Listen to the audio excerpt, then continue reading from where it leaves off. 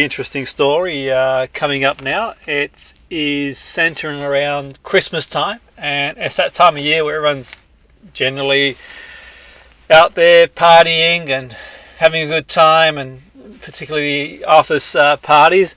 So a bit of an insight today. We're going to get into some research around a proportion of Brits who would consider an affair at a Christmas party, and who better to speak to than Lucy Beresford, relationship expert and psychotherapist. Lucy, welcome to the show. Great to have you on board. Oh, thanks so much. Yeah, really looking forward to talking to you about this. Yeah, that's a really interesting story, and I suppose it comes as no surprise. But what does come as a bit of a surprise is the percentage. I was expecting more, Lucy. No, not really. But give us an insight into the research. What does it tell us?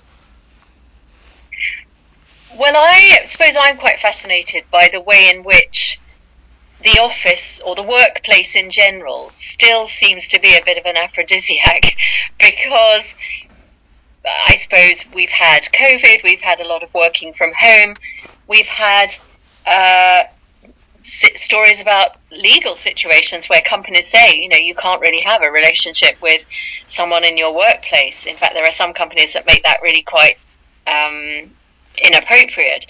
But I think when you've got very like-minded people perhaps of a similar age, similar background, perhaps a similar interest, because that's what's led you to work in that particular environment, plus the Christmas party set up anyway, which is, it could have quite a lot of alcohol laid on by the workplace. There might even be a slow dance on the dance floor. I don't know.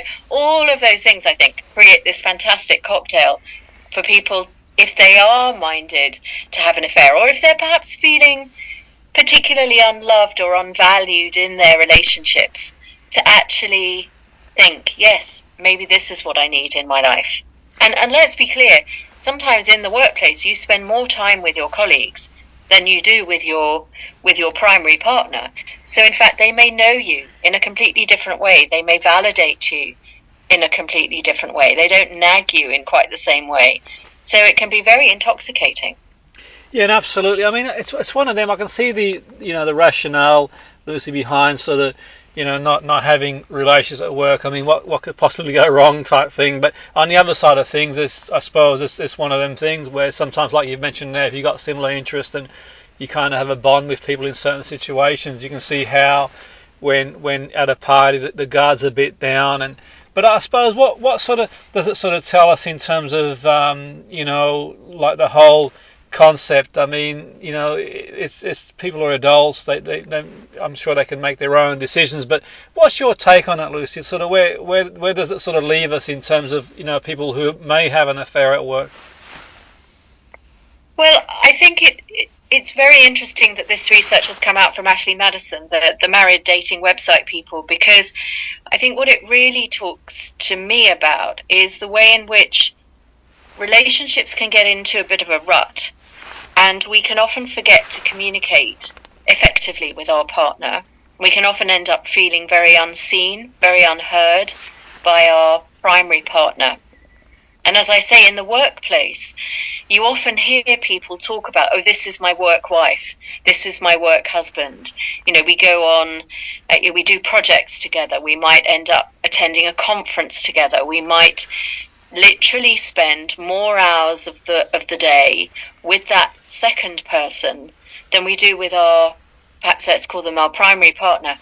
And therefore, it isn't really surprising that feelings might develop.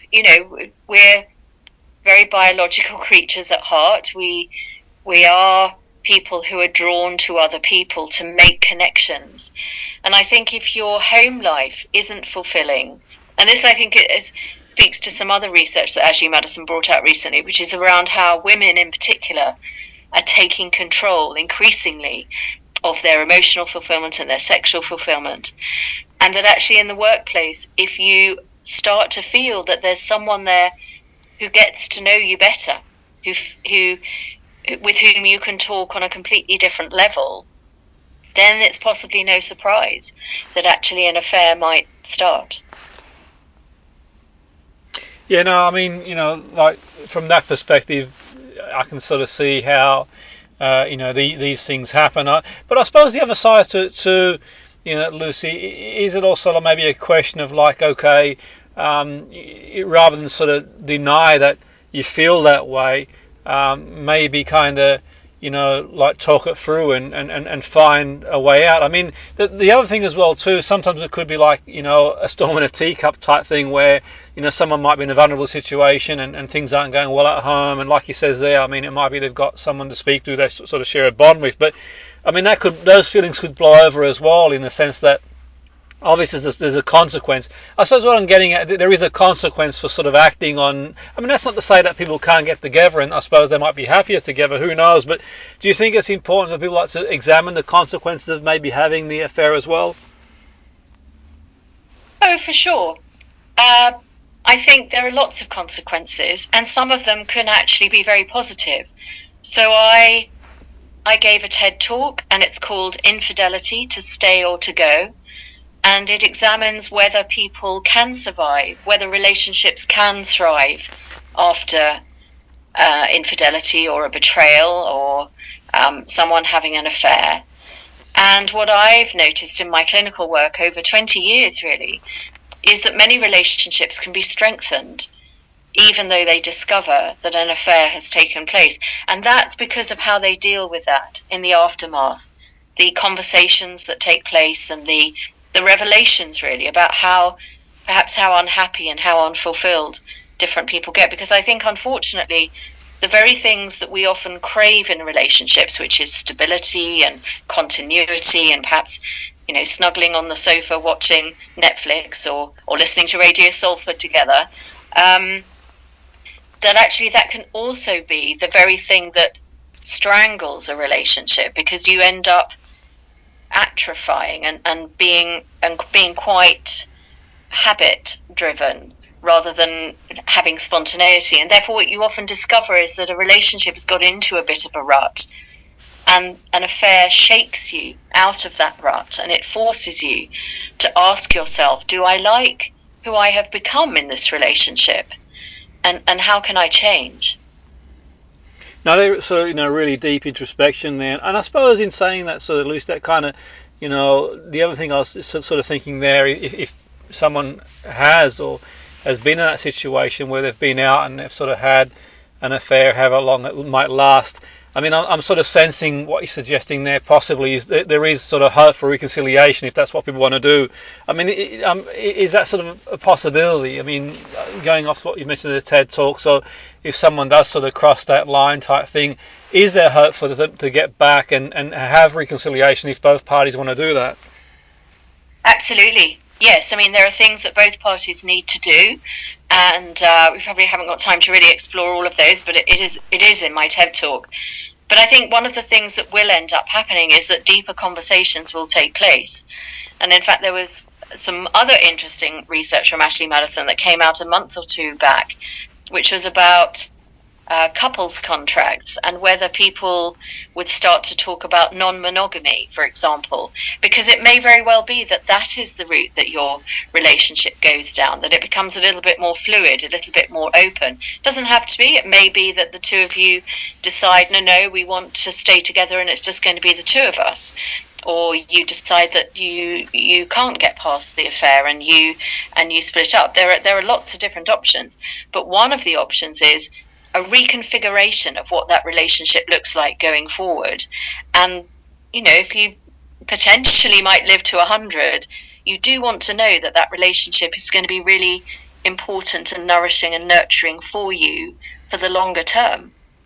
No, absolutely. And I suppose in saying that too, I mean, in terms of like the research, sort of going back to the research and the volume of people who suggested that that's something I would consider. I mean, I said it in jest in terms of I probably would have anticipated it's more. I think it's about people being honest with themselves too, Lucy. I mean, it's one thing to sort of think about it, it's another thing to act on it. But like you mentioned, that biological reaction, I suppose, if it's that sort of perfect storm that someone finds themselves in, like they are and have got a bond with someone at work and maybe things aren't going great at home and so on and so forth. I mean, for people who might be beating themselves up out there who have thought about it, what would your take be on that if someone's thinking, okay, well, I've thought about it, I may or may not have acted on it, but we're all only human, really, in that respect. Is it sort of an area that people do sometimes beat themselves up more than they probably should? I think we beat ourselves up about too much, frankly. I think there needs to be more kindness in the world, but that needs to extend to the conversations that we have with each other and with ourselves. And I think if there's one takeaway from this conversation, because you've raised a really beautiful point here, which is, who am I and who do I want to be? You know, what kind of person do I want to be, and what is important to me? You know, we're coming to the end of the year. Many of your listeners are going to be reflecting on the year that's just gone, and maybe thinking ahead to the year that's coming up. You know, how do they want it to be different? And that's the moment to sort of think about, who am I, what's important to me, and what do I want to have more in my life so that I'm a more fulfilled person. And if we can constantly ask ourselves those questions, you can only really make informed choices about yourself if you know yourself well. And I that mission. No, absolutely. I think we're just sort of losing you there, Lucy. But I want to sort of thank you for coming on board the show. It's been great as always speaking to you, and wishing you a Merry Christmas if we don't speak before, and a fantastic New Year. Thank you.